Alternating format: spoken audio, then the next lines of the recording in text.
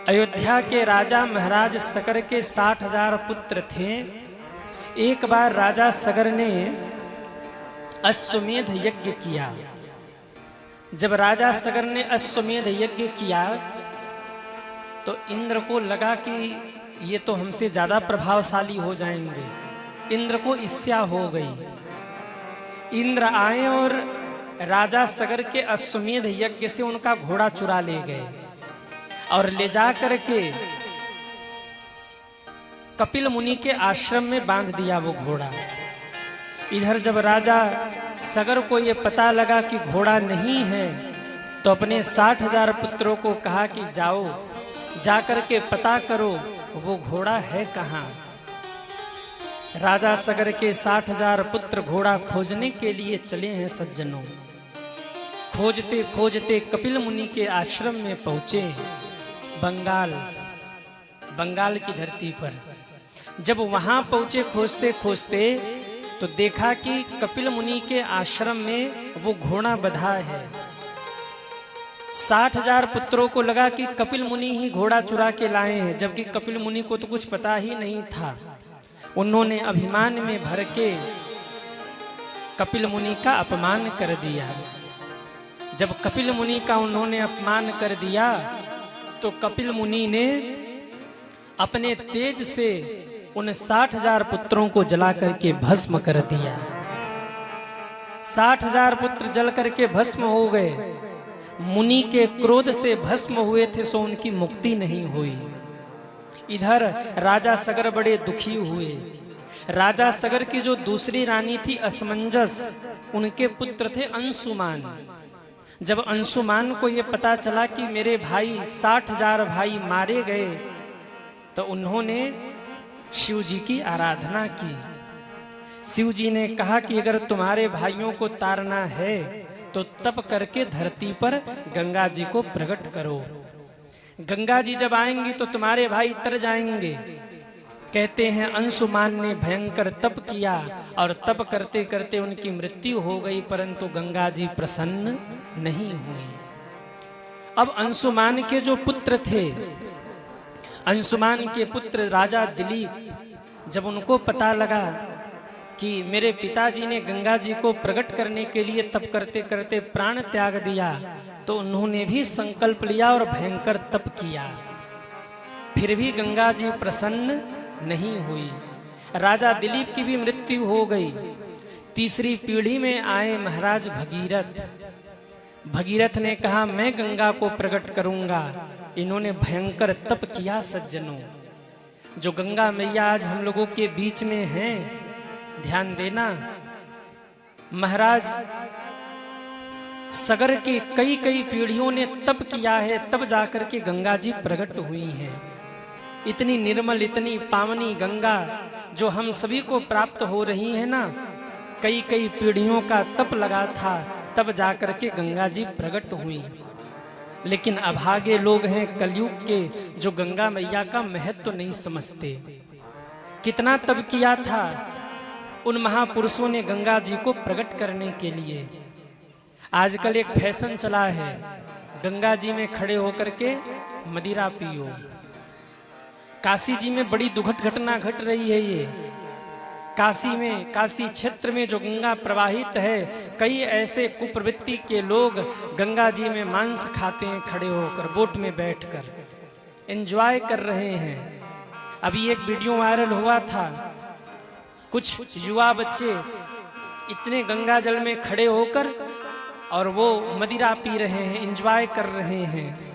याद रखना, गंगा माँ है, जब तक करुणा की मूर्ति है तभी तक। और अगर गंगा मैया क्रुद्ध हो गई ना तो आपकी कई कई पीढ़ियों को बहुत बुरा भुगतान भुगतना पड़ेगा, कोई बचा नहीं पाएगा।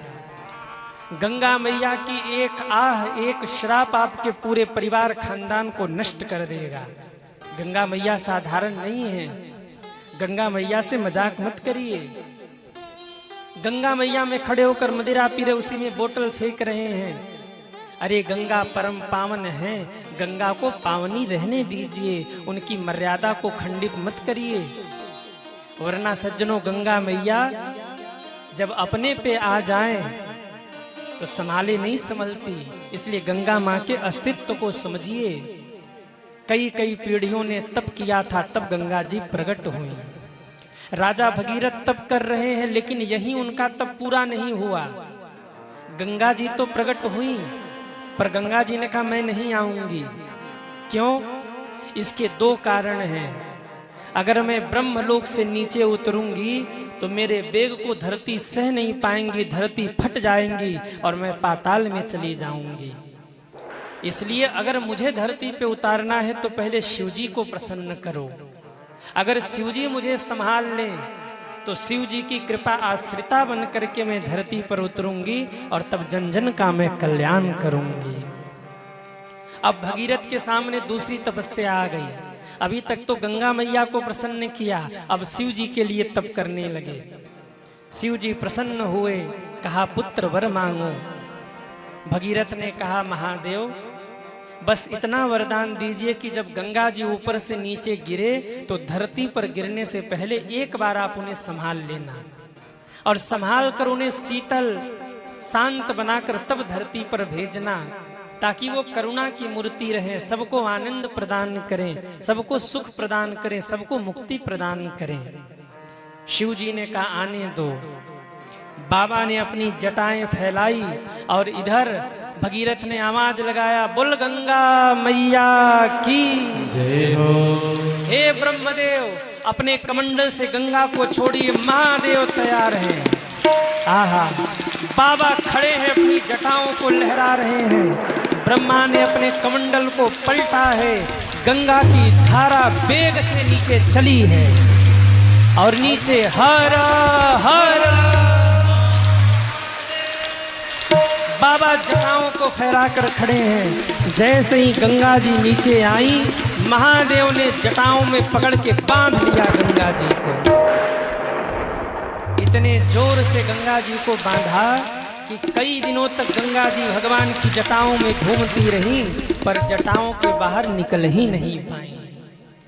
अब सोचिए गंगा जी कितनी बड़ी हैं। शंकर जी ने अपनी जटाओं में उन्हें बांध लिया। शंकर जी की जटा कितनी बड़ी होगी। आजकल के लोग शैम्पू साबुन लगा के परेशान है, बाल लंबे नहीं होते। और शंकर जी हाँ कौन सा शैम्पू साबुन लगाते हैं जो इतनी लंबी लंबी जटाएं हैं। शंकर तेरी जटा से बहती है गंगा धारा, बाबा तेरी जटा से। बाबा ने जटाओं में बांध लिया।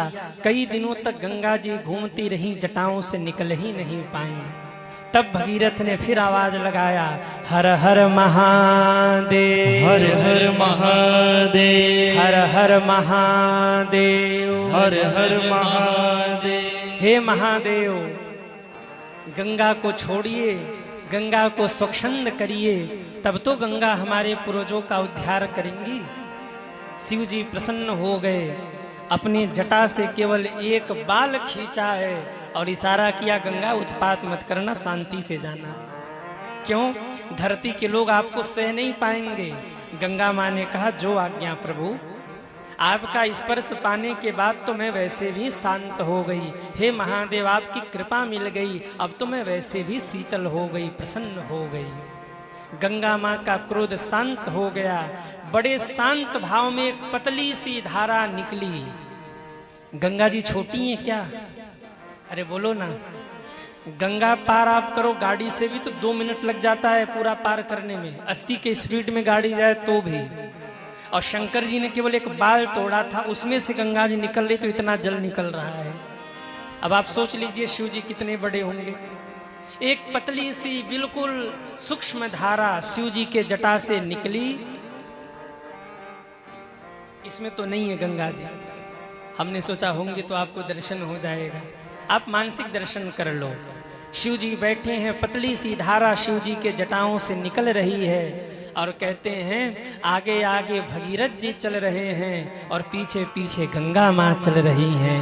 हर हर गंगे हर हर गंगे हर हर गंगे हर हर गंगे नमामि गंगे नमामि गंगे सब गाइए नमामि गंगे नमामि गंगे हर हर गंगे हर हर गंगे हर हर गंगे हर हर गंगे। आगे आगे भगीरथ जी भागे जा रहे हैं, आइए माँ और पीछे पीछे गंगा जी बहती जा रही हैं। इतने में एक घटना घटी। जैसे ही गंगा माँ गंगोत्री से आगे बढ़ी, एक महात्मा बैठे तप कर रहे थे, उनकी कुटिया थी। गंगा जी ने ध्यान नहीं दिया, कुटिया को बहा ले गई। जब महात्मा के पैरों से गंगा जी बहने लगी तो सोचने लगे हाँ जल कैसे आया।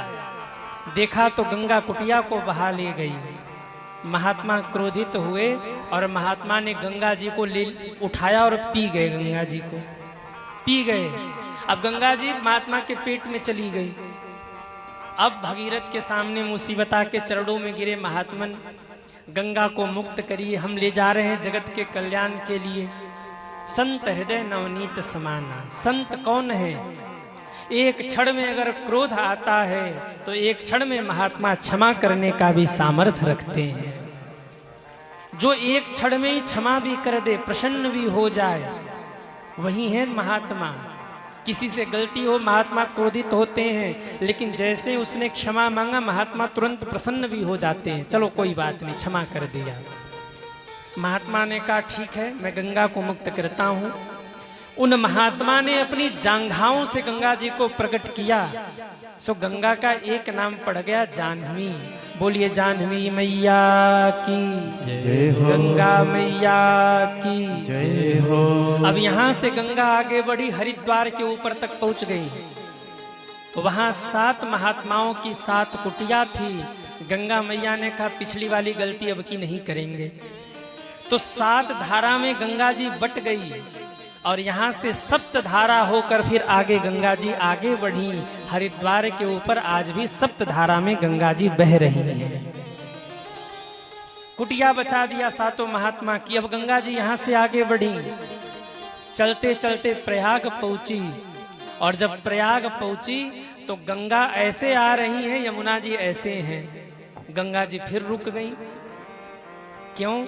यमुना जी भगवान की पत्नी हैं और गंगा जी भगवान की पुत्री हैं।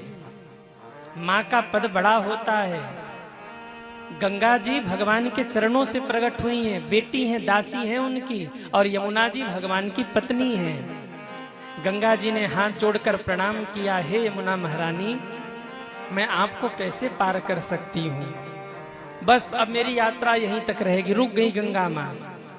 तब भगीरथ को देख करके यमुना माँ आगे आई और यमुना माँ ने कहा गंगा, मैंने तुम्हारा मनोरथ जान लिया है। तुम जगत के कल्याण के लिए आगे बढ़ रही हो, इसलिए ठीक है, मैं बड़ी भले हूँ, पर आज से मैं अपना अस्तित्व समाप्त करके तुम में मिल रही हूँ। यहाँ के आगे तुम जगत का कल्याण करो। आहा, कहते हैं यमुना आकर गंगा में मिल गई और फिर गंगा की धारा आगे बढ़ी। हर हर गंगे हर हर गंगे हर हर गंगे हर हर गंगे हर हर गंगे हर हर गंगे। पूरे भारतवर्ष को पवित्र करते करते आगे आगे भगीरथ जी, पीछे पीछे गंगा जी। भगीरथ जी जा करके बंगाल में रुके, वहां जहां कपिल मुनि का आश्रम था। इशारा किया, माँ वो हमारे पूर्वजों की राख रही, जाइए उनको स्पर्श करते हुए सागर में विलीन होइए और मेरे पूर्वजों को मुक्त करिए। गंगा माँ आगे बढ़ी। जैसे ही गंगा की लहरों ने उन 60,000 पुत्रों के राख को स्पर्श किया, राजपुत्रों के उस राख को स्पर्श करते ही 60,000 जो सगर के पुत्र थे वो मुक्त हो गए। गंगा जी जाकर के गंगा सागर में मिल गई। और आज भी हम सब कहते हैं सारे तीर्थ बार बार गंगा सागर एक बार, सारे तीर्थ बार बार गंगा सागर एक बार, सारे तीर्थ बार बार गंगा सागर एक बार। बोलिए गंगा मैया की जय हो। गंगा मैया जाकर के सागर में विलीन हो गए। आप में से कितने लोग हैं जो गंगा सागर हो आए हैं? हाथ उठाएं। वाह, बहुत लोग हैं। हम भी हो आए हैं। अभी हम लोग कोलकाता गए थे कथा के लिए, तो वहां से गंगा सागर और बड़ा अद्भुत सज्जनों जो मुंबई वाले यहाँ बैठे हैं। चौरसिया जी, मुंबई के समुद्र में अगर नहाने जाएंगे तो मुंबई का समुद्र भीतर खींचता है, पर गंगा सागर में जो गंगा से मिले समुद्र है वो बाहर धक्का देते हैं। जा जा बाहर जा, जा बाहर जा। ये बहुत बड़ा अंतर है। मुंबई के समुद्र में और गंगा सागर के समुद्र में अंतर है, क्योंकि वहां समुद्र अभिमानी होके बैठा है और यहाँ गंगा की निर्मल धारा समुद्र में मिल गई है, माँ की ममता मिल गई है। इसीलिए कहा जाता है और तीर्थ बार बार गंगा सागर एक बार। ये गंगा जी प्रकट कहां से हुई? ध्यान से सुनिए। राजा बलि जिस समय यज्ञ कर रहे थे, वामन भगवान उन्हें छलने पहुंचे और जाकर कहा, राजन पदानी त्रिणी दैत्येन्द्रम सम्मितानि पदा मम, 3 पैर भूमि हमें दान करिए। जैसे ही राजा बलि ने तथास्तु कहा, भगवान वामन से विराट बन गए। एक पैर अपना ऊपर उठाया और जैसे ही एक पैर ऊपर उठाया, भू भुव स्व मह जन तप सत्य लोक को पार करके ब्रह्मांड तक पहुंचा दिया भगवान ने। जैसे ही भगवान का पैर का अंगूठा ब्रह्मांड से टकराया, एक जल की धारा निकली जो भगवान के पैर के अंगूठे को धोते हुए नीचे गिरने लगी। ब्रह्मा जी ने देखा, अरे अरे, ये तो जल की धारा भगवान के चरणों को धो के आगे बढ़ रही है, ये परम पवित्र है। ऐसी पवित्र जल की धारा और कहाँ मिलेगी? ब्रह्मा जी ने अपने कमंडल में रख लिया, वही गंगा महारानी कहलाई। भगवान के चरणों का धोया हुआ जल ही गंगा है सज्जनों। ब्रह्मा जी ने कमंडल में रखा था। जब भगीरथ ने तप किया तो ब्रह्मा जी ने कमंडल पलट दिया, बोले अब धरती पर जाओ। गंगा माँ साधारण नहीं है। जब तक इस धरती पर गंगा माँ है, तब तक धरती पर प्रलय नहीं होगा। जिस दिन गंगा माँ सूख गई, उसी दिन कलयुग का अंत होगा, उसी दिन प्रलय होगा और उसी दिन चतुर्युगी बीत करके फिर से सतयुग का आरंभ होगा, फिर से नई सृष्टि का शुरू होगा। गंगा जब तक है तब तक धरती बनी रहेगी और जिस दिन गंगा सूख गई उसी दिन धरती पर प्रलय हो जाएगा। ये है गंगा मैया। गंगा माँ में स्नान करने के बड़े फायदे हैं। गंगा माँ में डुबकी लगाने से केवल शरीर ही शुद्ध नहीं होता, गंगा माँ में डुबकी लगाने से मन भी पवित्र हो जाता है। गंगा में स्नान करने से निश्चित ही मोक्ष हो जाता है। अगर गंगा में खड़े होकर आपने पितरों को तर्पण कर दिया ना, तो पितृ संतुष्ट हो जाते हैं। ये गंगा की महिमा है। गंगा के जल में तमाम औषधीय गुण हैं। आप साधारण जल घर में रख लीजिए और गंगा जल ला के रख लीजिए। साधारण जल मात्र 1 महीने में उसमें कीड़े पड़ जाएंगे, पर गंगा के जल में अगर सैकड़ों वर्षों तक भी आप रखोगे तो गंगा मैया का जल वैसे ही पवित्र पावन रहेगा। एक गंगा है जो सबको समेटती हुई आगे बढ़ती हैं। आप भी आ जाओ, आप भी आ जाओ, सारी नदियों को समेट लेती हैं। गंगा मैया ऐसी हैं। गंगा मैया का जल इतना पवित्र होता है, इतना शुद्ध होता है कि कई वर्षों तक आप रख लो गंगा जल, वो बेकार नहीं होगा, वो पवित्र ही बना रहेगा। और सज्जनों याद रखना, अन्य जल में आप स्नान करिए और गंगा के जल में आप स्नान करिए, आपको अंतर समझ में आ जाएगा। अन्य जल पे स्नान करने के बाद हो सकता है सुस्ती रहे मन में, पर आप गंगा जी जाकर गंगा जी में गोता लगाइए, ऐसा लगेगा कि मन निर्मल हो गया, शरीर में फुर्ती आ गई। बिना क्रीम पाउडर और बिना शैम्पू साबुन लगाए चेहरा से लेकर बाल तक चमकने लगेगा। नहीं, मैं सही कह रहा हूं, प्रयोग करके आप देखना। गंगा जी आप नहाने जाइए, गंगा जी में डुबकी लगाइए, कोई शैम्पू साबुन नहीं लगाना, वहां लगाना भी नहीं चाहिए। आप देखोगे कि बिना किसी शैम्पू साबुन के, बिना किसी प्रोडक्ट के घर में आप स्नान करते हो, महंगे महंगे केमिकल प्रयोग करते हो, तो उतनी चमक नहीं होती जितनी गंगा में डुबकी लगाने पर आती है। अच्छा, ये अनुभव हमें इसलिए भी है क्योंकि हमारे भी बाल बड़े बड़े थे अभी 2 महीने पहले तक। तो हमने भी, जब हम भी गंगा नहाते हैं तो गंगा जब नहा के निकले तो एक अलग आनंद, एक अलग फुर्ती। क्यों? गंगा मैया के उस जल में औषधीय गुण है। वैज्ञानिक भी शोध में लगे हैं, उन्होंने पाया है कि कैंसर जैसी बीमारी से भी लड़ने की क्षमता गंगा जी के जल में है। सज्जनों, एक बात और कह दूं, कभी भी गंगा जी में शैम्पू साबुन लगा करके नहीं नहाना चाहिए। कई लोग होते गंगा जी जाएंगे तो लगे पड़ेंगे, जय हो जय हो जय हो, हाथ रगड़ रहे, पैर रगड़ रहे, थूक रहे, उसी में पाप लगेगा। पापी पाप लगेगा। गंगा जी में कभी शैम्पू साबुन लगा के नहीं नहाना चाहिए, गंगा माँ का अपमान है। कभी भी गंगा जी में नहाते समय हाथ पैर नहीं रगड़ना चाहिए। गंगा जी नहाने के बाद कभी भी शरीर नहीं पोंछना चाहिए। ये सब बातों का आप ध्यान रखा करिए। गंगा जी नहाने के बाद शरीर मत पोंछिए, स्वयं से 5 मिनट आप रुकिए, आपका शरीर सूख जाएगा। गंगा जल को शरीर में समाहित होने दीजिए। शैम्पू साबुन लगा करके मैं देखता हूँ कई लोग गंगा जी में नहाते हैं, ये महापाप है। गंगा जी में शैम्पू साबुन लगा के मत नहाइए। गंगा जी में नहाते समय हाथ पैर मत रगड़िए। आप डुबकी लगाते हैं, ध्यान से सुनिए, डुबकी लगाते हैं, अगर मुख में गंगा जी का पानी आ जाए, उसमें बालू भी हो, तो आप गंगा जी में मत थूकिए, बाहर निकलिए। बाहर निकल करके आप उसे बाहर बमन करके थूक करके फिर आप स्नान करिए। कई लोग गंगा जी में थूक देते, डुबकी लगाया, मुख में पानी आया, उसी में थूक दिया। ये महापाप है। गंगा परम पवित्र है। गंगा नहाने जाइए तो इन सब बातों का ध्यान रखिए। गंगा के घाट पर यदि आप अपने पूर्वजों के लिए पिंडदान कर दें, श्राद्ध कर दें, तो पितृ मुक्त हो जाते हैं, उनकी मुक्ति हो जाती है।